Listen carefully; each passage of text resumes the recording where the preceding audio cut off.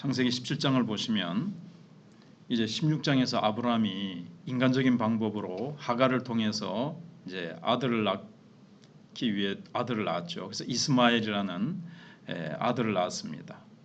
그리고 나서 몇 년이 흘렀는가 하면 13년이 흘렀어요.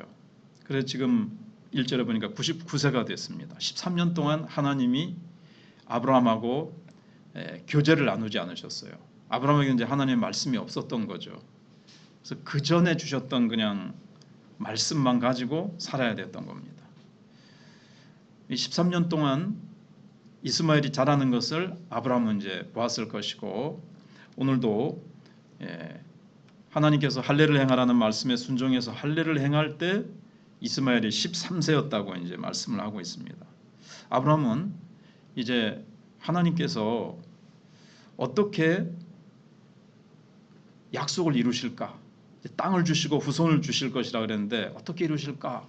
계속 궁금해 했고, 그 다음에 하나님의 언약을 하나님이 지키시고 아브라함을 큰 민족이 되게 해주겠다고 하셨는데 어떻게 그렇게 하실까? 지금 자식은 이스마엘 말고는 한 명도 없고 약속의 아들은 아직 태어나지 않은 거예요. 이스마엘은 약속의 자손이 아닙니다. 인간적인 육신의 자손이에요. 근데 하나님의 약속의 자녀만이 되는 거죠. 그 다음에 땅을 이제 어떻게 주실 것인가? 한 평도 없는데 이 우상 숭배로 가득 들끓고 있는 이 가나안 땅을 어떻게 하나님께서 나와 후손에게 주실 것인가? 이게 지금 인간적인 생각으로는 불가능한 거죠. 어떻게 주실까? 어떻게 주실까? 그럴 무렵에 하나님께서는 아브라함에게 다시 나타나신 겁니다. 그리고 하나님께서 제일 처음 하신 말씀이 1절에 나는 전능한 하나님이라, 나는 못할 것이 없는 하나님이다, 이렇게 말씀하시는 거죠. 내가 너에게 언약을 했는데 자손을 주겠고 하늘의 별과 같이 바다의 모래와 같은 자식을 이렇게 충만하게 번성케 하실 것이다 약속하셨는데 아브라함은 하나도 지금 없는데 어떻게 그 약속이 이루어질까? 지금 99세나 벌써 돼버렸어요. 그래서 이제 소위 생리학적으로, 의학적으로는 이제 자녀를 낳는 것이 불가능한 상태에 돼버렸습니다. 사라가 이제 그게 이제 경수가 끊기고 이제 못 낳는 상태가 된 거죠. 그래서 아브라함은 이제 어떻게 되나, 어떻게 하나님이 이 일을 하실까 하는데 하나님은 내가 못할 일이 있겠느냐, 인간적으로 모든 환경과 상황이 불가능한 상황이 됐다고 해서 내가 못 이룰 일이 있겠느냐, 이제 이렇게 말씀하시는 겁니다. 앞으로 놀라운 일들을 내가 행할 것이다. 나의 전능함을 너는 철저하게 신뢰해라. 이제 이런 말씀입니다. 그때 아브라함이 이제 그러면서 2절에 내가 내 언약을 나와 너 사이에 너를 두어 너를 크게 번성하게 하리라. 언약을 다시 한번 말씀하시는 거예요. 어떻게 보면 이제 갱신하시는 거죠. 우리도 뭐 이렇게 보험 같은 거 해가지고 또 몇 년 지나면 갱신하는 거 있잖아요. 그거를 이제 계속 유지하기로 우체국 보험을 들었다. 그럼 뭐 5년마다라든가 뭐 이렇게 10년마다 갱신하는 것처럼 하나님께서도 이미 앞에서 주신 언약을 이제 갱신하시는 겁니다. 우리가 하나님을 믿는다면 하나님의 이 전능하심, 하나님의 이 구원의 약속도 믿어야 됩니다. 하나님의 능력과 지혜, 우리가 입술로 고백하는 것처럼 정말로 그거를 딱 믿어야 되는 거죠. 인간적인 생각으로는 도무지 이루어질 구멍이 안 보여도, 길이 안 보여도 하나님은 우리가 보기에 못 이루어질 길이 없는 것 같은 거지, 하나님은 못 이루실 일이 없으시고 하나님께는 다 길이 있는 거예요. 우리가 길이 안 보이는 거죠. 그래서 믿음은 항상 그 하나님의 전능하심을 믿는 것이고, 그 다음에 3절에 아브라함이 엎드렸더니 이랬는데 하나님을 하나님으로 이제 경배했다는 뜻입니다. 믿음에는 뭐가 포함되냐면 예배가 포함됩니다. 예배가 얼마나 중요한지요. 그래서 아브라함이 이제 믿음을 나타내 보이자 하나님께서는 4절에 보라 내 언약이 너와 함께 있으니 너는 여러 민족의 아버지가 될지라. 그러면서 아브라함의 이름을 바꾸십니다. 아브람이라 하지 아니하고 아브라함이라 하라. 내가 너를 여러 민족의 아버지가 되게 하리라. 많은 민족의 아버지가 되게 해주시겠다고 하나님의 계획을 이름 속에 담아서 이제 말씀하시는 겁니다. 그러면서 아브라함은 그 이름 속에서 자기 인생의 목적을 알게 된 겁니다. 큰 특권을 받은 거죠. 이거는 가나안 사람들에게는 없는 거죠. 하나님과의 교제, 하나님과 오고 가는 이 교통이 있었기 때문에 아브라함에게는 이런 큰 특권이 주어진 겁니다.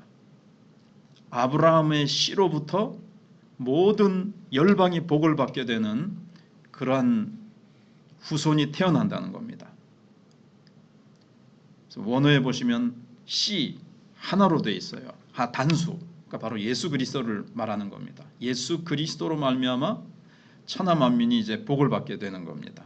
그리고 이제 가나안 땅을 주시는 건데 이거는 이제 영적인 하나님의 나라도 되면서 하나님은 이 땅에서도 하나님께서 이 땅도 주실 겁니다. 우리가 주님이 재림하실 때 그리고 이 땅에서도 어느 정도 지금 이 하나님께서 이 땅에 축복을 주세요. 근데 완전히 이루어질 것은 재림하실 때 이 모든 땅을 이제 우리 믿는 자들이 상속자로서 우리가 상속을 받게 됩니다. 그래서 그리스도와 함께 왕도로 탄다. 그리스도와 함께 이 땅을 통치하게 될 것입니다. 하나님께서 주시는 이제 새 하늘과 새 땅, 그 땅에서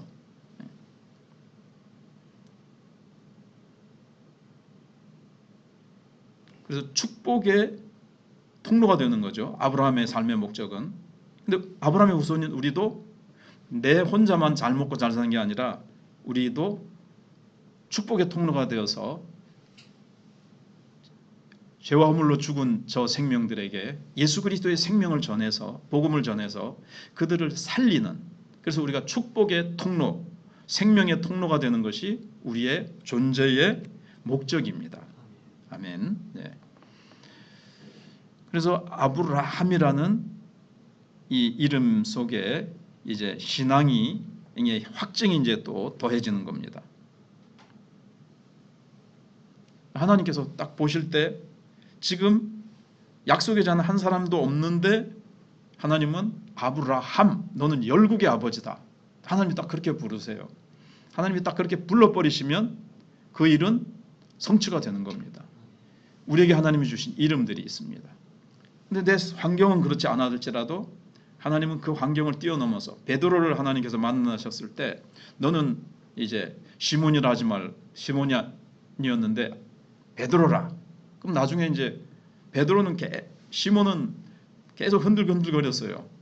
그래도 나중에 반석으로 만드시잖아요. 반석 같은 사람으로 딱 만드시고 반석 같은 역할을 교회에서 하도록 하나님께 하십니다. 하나님은 먼 미래를 내다보시면서 이름을 주시고 약속을 주시는 거예요. 그래서 지금 내 상황, 내 모습을 보면서 하나님 말씀하고 뭐 택도 안 되네 이렇게 하는 것이 아니라 하나님이 나를 그렇게 불러주시고 하나님이 약속의 말씀을 주셨으니까 하나님이 반드시 그 일을 이루실 것이다. 약속을 딱 붙들고 나가면 시간이 걸리고 과정이 있을지라도 하나님은 그걸 이제 이루시는 겁니다. 하나님께는 과거, 현재, 미래가 없으시잖아요. 그래서 인간에게는 과거, 현재, 미래가 있으니까는 현재 그런 상황이 아닌데 그래도 하나님께서는 벌써 그 일이 이루어진 거예요. 그리고 사라도 사례였는데 사라라고, 사례는 이제 공주 이런 뜻이었는데 사라, 열국의 어미가 될 것이다 하는 겁니다. 그리고 땅도 하나님께서는 이제 주실 것이고, 그게 조금 전에 이제 말씀을 드렸습니다. 하나님의 자녀인 우리 모두가 다 그 땅을 이 땅을 다 얻게 될 것입니다. 지금은 뭐 푸틴이 점령하고 있고 또 뭐 트럼프가 점령하고 있고 그다음에 뭐 이런 식으로 되어 있지만 시진핑이 거기 그 땅을 다스린 듯이 하고 있지만 하나님께서는 결국에는 예수 그리스도 다 이제 멸망하고 예수 그리스도께서 왕의 왕으로 온 땅의 왕으로 이 땅에 재림하시고 우리도 그때 그리스도와 같은 모습으로 부활하고 변화되어서 예수님과 함께 온 땅을 이제 예수님과 함께 왕노릇하면서 통치하는 그런 시대가 온다라는 겁니다.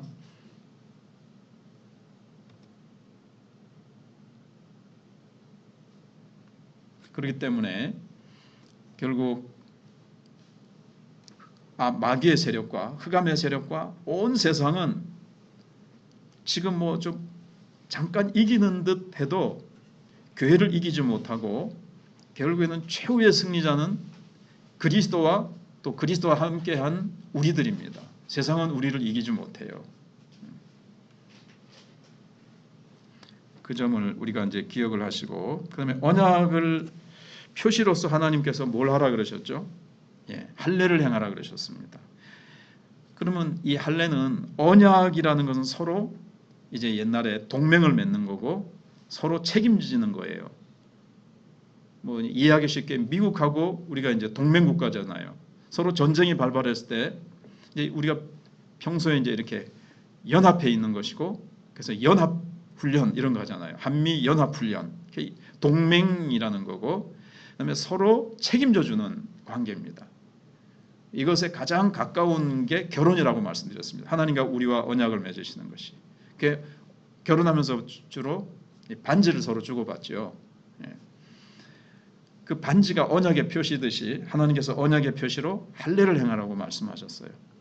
남자의 경우에 이제 그 포피를 베는 겁니다. 이게 이제 숨어 있는 영적인 뜻은 인간은 태어나면서부터 그러니까 이제 이게 수술하는 거잖아요.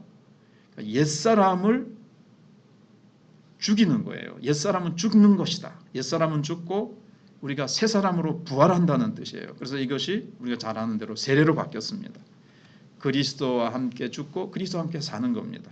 그리스도와 함께 우리가 이제 물속에 이제 침례 같은 경우에는 들어가서 물속에 들어가는 건 죽는 거고 다시 물속에서 올라오는 것은 다시 이제 세례를 받는 거죠. 우리는 태어날 때 죄의 몸으로 태어나요. 다윗은 구약시대 때 그거를 깨달은 거죠. 시편 51편에 내가 어머니의 모태에서부터 죄악 중에 출생했다. 그걸 이제 실제 신분이 아담의 후손이기 때문에 신분적으로도 죄인이고 죄의 속성도 가지고 태어나요. 그래서 죄인이에요. 죄인이라서 죄를 짓는 거예요. 죄를 지어서 죄인이 되는 것이 아니고 아담은 죄를 지어서 죄인이 됐지만 우리는 죄인으로 태어났기 때문에 죄를 짓는 겁니다. 그래서 그 옛사람, 죄인으로 태어난 옛사람은 죽고 예수님과 함께 장사 지낸 바 되고 죄인이 갈 곳은 심판과 영원한 형벌의 곳입니다. 그래서 우리는 예수 그리스도와 함께 영원한 생명을 지닌 존재로 새로운 피조물로 우리가 다시 태어나야 되는 거죠. 그게 이제 세례예요. 그리고 이제 구약시대 때는 이게 이제 할례입니다. 근데 베드로 전서가 후서에 보면 그 노아 홍수를 얘기하면서 그걸 이제 세례로 얘기를 하잖아요. 그러면서 그게 우리가 하나님을 찾아가는 생명이라는 뜻이 있어요. 이것이 이제 세례라 그러면서 노아 홍수를 오늘 집에 가서 궁금하시면 찾아보시면 하나님을 찾아가는 거죠. 생명이죠. 그러니까 영생의 또 다른 의미가 뭐냐면요. 하나님이 우리에게 주신 생명은 특징이 또 뭔 거죠? 하나님을 찾아가는 거예요. 하나님을 향해서 막 사모하는 마음, 하나님을 찾고 하나님이 주신 은혜, 하나님이 주신 능력, 하나님이 주시는 기쁨 가지고 우리는 사는 거예요. 그런 생명이에요. 세상 사람들은 돈이 주는 기쁨, 술이 주는 기쁨, 마약이 주는 기쁨, 온갖 부귀영화가 주는 기쁨을 거기서 힘을 얻어서 살아가려고 하는데 늘 만족이 없고 그게 이제 근본적인 것이 아니죠. 근데 하나님은 이제 죽은 생명이니까 죽은 것을 향해서 간다 할지라도 우리에게는 하나님을 찾는 생명이 주어졌기 때문에 이 시간도 오고 주일날도 그렇고 개인적으로도 말씀 보고 말씀으로부터 하나님께로부터 계속 하나님을 찾는 겁니다. 하나님을 계속 찾아서 하나님께로부터 오는 그 생명의 능력으로 이제 살아가는 하나님의 자녀니까 하나님의 DNA를 받아서 이제 그렇게 된다는 것을 우리가 이제 생각을 해보게 됩니다. 지난주에도 잠깐 말씀드린 대로 하갈이나 이스마엘도 지금 하나님의 언약의 가정 안에 있습니다. 근데 그 육신의 생각, 하갈이 막 교만해졌고 이스마엘도 막 교만했잖아요. 근데 그 죄인으로 태어났으니까 죄의 특징인 교만과 하나님을 이렇게 거스리는, 하나님을 향해서 반역하려는 죄성이 있는 거예요. 우리가 전도에 보면 복음에 대해서 막 거부하고 하나님에 대해서 반역하려는 기질이 있죠. 우리도 하나님 믿기 전에 우리의 모습을 생각해 보면은 하나님을 향해서 반역하려는 게 있어요. 심지어 예수 믿고 나서도 이게 좀 남아 있습니다. 이걸 날마다 죽여야 돼요. 그래서 바울이 날마다 죽노라 했고, 이거는 기도로 날마다 죽이지 않으면 안 돼요.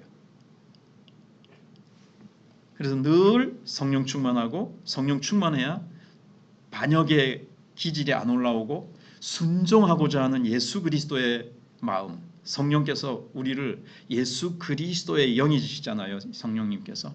그래서 하나님 말씀 앞에 늘 순종하고자 하는 마음을 이제 주시는 거예요.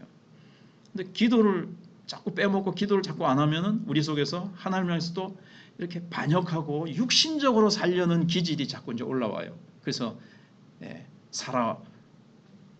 사레와 아브라함이 육신적인 방법을 써가지고 이스마엘을 낳잖아요. 그래가지고 집안에 풍파가 일어나고, 우리도 기도하지 않고 육신의 힘으로 살아가면 또 실수하고 인간적인 방법 썼다가 막 깨지고 부서지고, 그러면서 아이고 역시 기도 안 하고 성령 충만 안 하면 내 힘으로 살아가면 안 되는구나.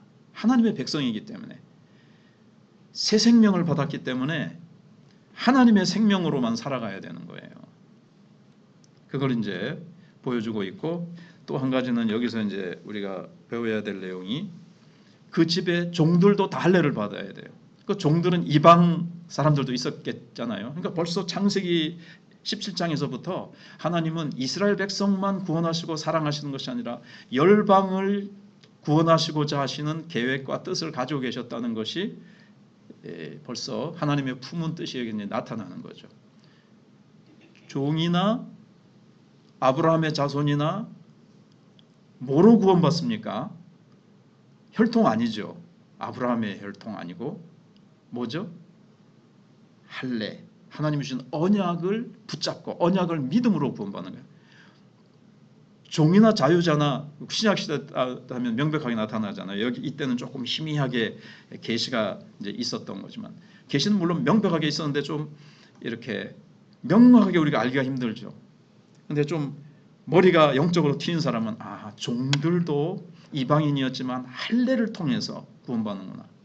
근데 이 육신적인 할례 받았다고 구원받는 것이 아니라 언약을 주신 하나님의 그 언약을 믿음으로 구원받는구나. 할례는 그냥 표시고 반지처럼, 그 반지 속에 담긴 진정한 의미, 언약, 하나님이 구원자시라는 그 언약의 말씀을 믿음으로 구원받는다는 것. 아브라함은 그걸 깨친 거고, 다윗이라든가 구약의 몇몇 사람들은 극소수지만 이제 이 믿음으로 구원받는다는 것을 이제 깨치고 믿으면서 이제 알게 된 겁니다. 그래서 하갈과 이스마엘은 지난주에 이제 많이 말씀을 드렸기 때문에, 예를 들어서 에서 같은 경우도 자존심 다 버리고 내가 어떻게 동생 밑으로 들어가. 근데 하나님께서 이 언약의 가정에 누구를 제사장으로 세우신 겁니까? 에서와 야곱 같은 경우에 야곱을 하나님이 제사장으로 세우신 거예요. 근데 인간적으로 생각하면 내가 동생을 제사장으로, 영적인 제사장으로 내가 받들어야 돼?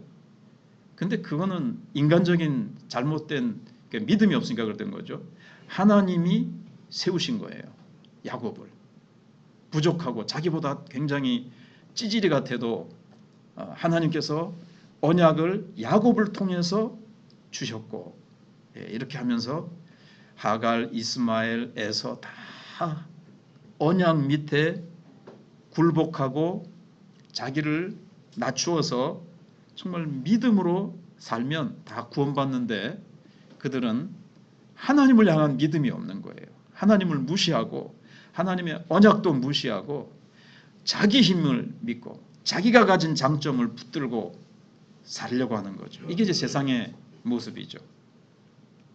그래서 그들은 나중에 이 언약 밖으로 다 튕겨져 나갑니다. 자기들이 다 튕겨져 나갑니다. 에서도 그랬죠. 이스마엘도 그렇죠. 하갈도 그렇죠.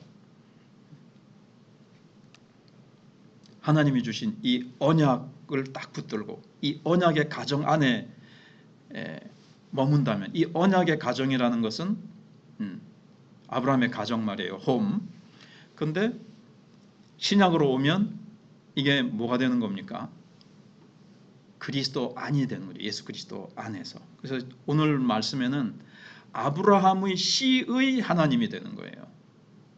근데 이제 씨, 자꾸 식물의 씨도 있지만 우리가 남자가 씨를 주지 아니하면 남자의 정자도 이는 썩어질 씨로 된 것이 아니요.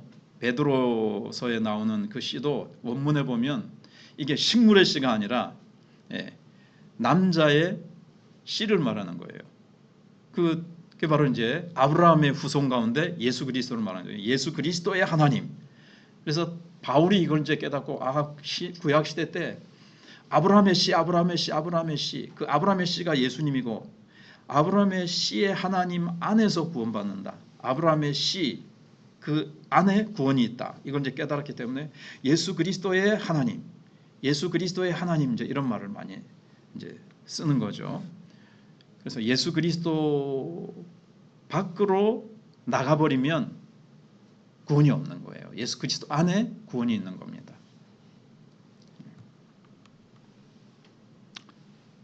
자, 말씀을 이렇게 하고